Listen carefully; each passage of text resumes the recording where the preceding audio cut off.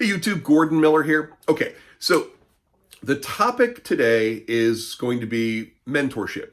I've already uploaded videos today about what I'm looking for in employees and in minimizing operating expenses and overhead, which I've done, and looking at bringing down costs so that it increases profit, which I think is a great strategy. Some people have applied that pretty effectively, and I think it's worth sharing. So, having mentored a number of people over the years with varying degrees of success, and having had some great mentors myself, I thought I would actually devote a video to the people who had mentored me. And probably one of the first mentors that I can think about is in my undergraduate education, and that was Han Schroeder. So Han was a world famous woman architect, and her work, the body of work that she has, is in the Archive of Women Architects at Virginia Tech.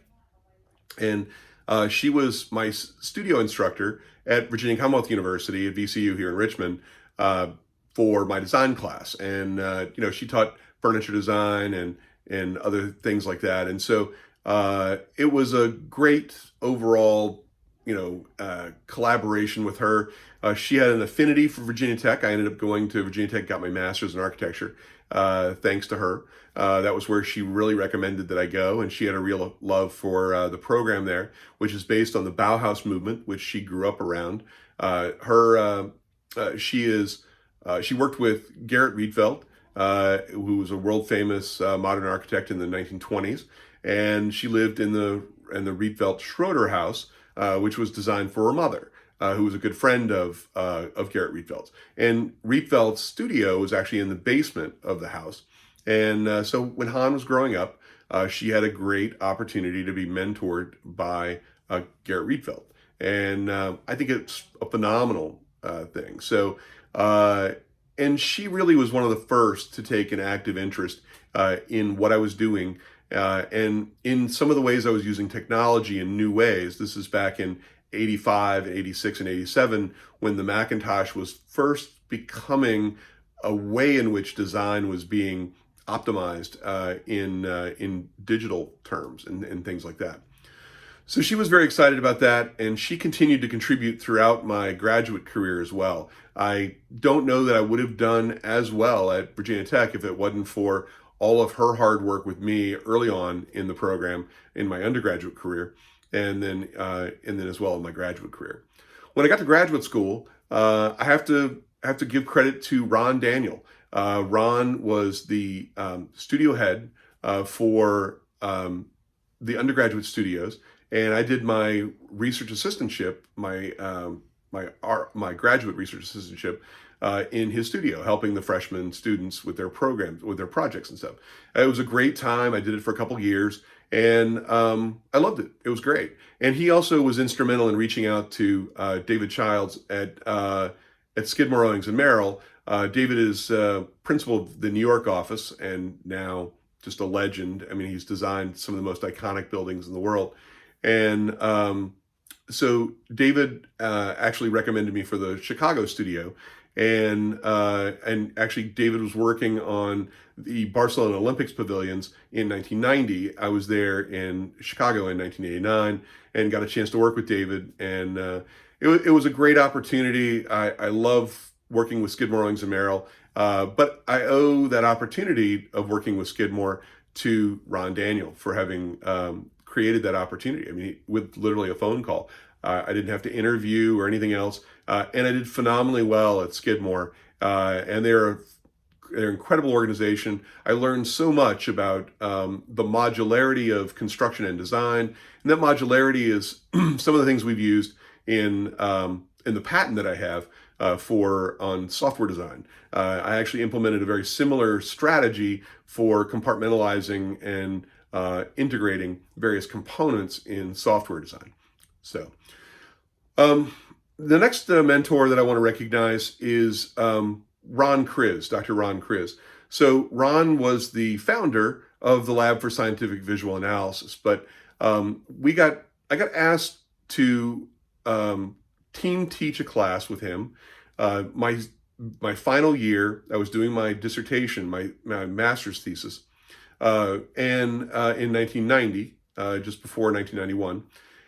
And so Ron said that he knew the way the academic environment worked, that if he didn't offer me an opportunity to both team teach as well as co-found the lab, I wouldn't be taken as seriously. And so Ron insisted that I end up being the co-founder for the lab for scientific visual analysis at Virginia Tech. And that paved the way for an opportunity to become the founder of the multimedia lab at Virginia Tech in 1991, a lab that I founded and designed and built myself, adjacent to the visualization lab. And in fact, it was 2 or 3 times the size of the visualization lab as well. So, but I really owe Ron Kriz a huge debt of gratitude for that. He was unselfish in that. He knew the value of it, and he knew why it was necessary to create that kind of opportunity. So, I appreciate the fact of how that went, and I owe him a lot. Let's see. As I started the company later on, I was looking back trying to remember certain mentors, and I apologize, but I don't have as many of those in a professional capacity. I have a bunch of friends that were doing it at the same time, and we learned from each other and things like that, but we weren't really mentoring each other. The only real mentor that I had in the government contracting space, which G3 did for so long, was Carl Albero. So Carl was the former chairman of AMSEC. AMSEC was a joint venture between SAIC and Northrop Grumman. And we had done work with both SAIC and Northrop Grumman separately. Our Navy work was done with Northrop Grumman, our State Department work was done with Northrop Grumman, and our Army work for DoD was done with SAIC, as well as our healthcare work would be done with SAIC as well. So we had this relationship with both of the companies. And the great thing is that it was about a year before Carl was forced into retirement that I joined his mentorship program. He would set aside 4 hours a month, usually lunch, and then 1 to 2 hour lunch, and then 2 hours or more afterwards in the afternoon. And we would meet and discuss things and create strategies. And he would introduce me to the other people in the mentorship program, as well as other people within the organization at SAIC and Northrop Grumman and AMSEC. Unfortunately, majority of those things didn't directly lead to something. And the mentorship program was about $2,000 a month, as I recall. And we did it for about 18 months. So we spent about $36,000. And I learned a lot. I met a lot of great people. I don't recall any specific contracts or efforts that evolved out of that, but I did meet and get introduced to a lot of people who, some of which we've interacted with since, but it's been a decade or more since that time. But, also I wasn't really as interested in doing the specific type of thing that Carl was doing. So Carl was very gracious with his time, and I think it was well worth the money and the time. I enjoyed listening to his stories about what it was like, 50 years ago and 40 years ago and 20 years ago and things like that.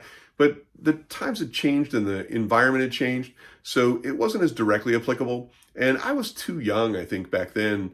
This is 04 and 05, so it was like 15 years ago. I mean, I was like 40, and I really still didn't have an understanding or an appreciation for how to use that time effectively. So in the last 10 or 15 years, I really do understand that, and I brought that dimension to the mentorship opportunities that I'm working on now.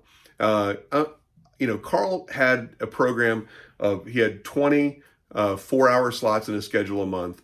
And some people would buy multiple slots for like a full day. Some people would schedule every 2 weeks and meet more often and things like that. So I've always toyed with the idea of doing that. If I had the right opportunities, the right number of people, and things like that, $2,000 for 4 hours in 15, 20 year ago money is probably closer to $4,000 in today's money. But It really isn't about the money. It's really about looking for the right opportunities. And so partnering with people that I've been partnering with now and working with them as they grow their organization, it's been great to contribute my experiences to help them optimize their potential for revenue and profit, as well as help them avoid some of the mistakes that I made along the way. I made I made a great number of decisions, and I also made a number of mistakes. So and I own those. I mean, if I made a mistake, the mistake usually cost me money, and not perfect. I'm a human being like everybody else, but I try to minimize the number of mistakes that I make and try to maximize the benefit. So, but anyway, the opportunity there is twofold. I'm going to begin to look for opportunities to coach and mentor folks that might want the opportunity. And of course, I'm going to continue putting out content for free. So you're welcome to consume the content. And we'll go from there. I'm not really sure how it's going to play out, but I'm going to continue to add content and hopefully continue to add value for folks. And that's really all I want out of this in the first place. So anyway, appreciate it. Thank you so much. And that's the video for mentorship. Again, if you want to be considered for mentorship, you can contact me through various social media channels that are in my profile link. And I'm happy to do that right now. You can actually book a session in Instagram right on my profile if you want. And or you can reach out and direct message me in Instagram, and I'll be glad to reply. So, all right. Thank you very much.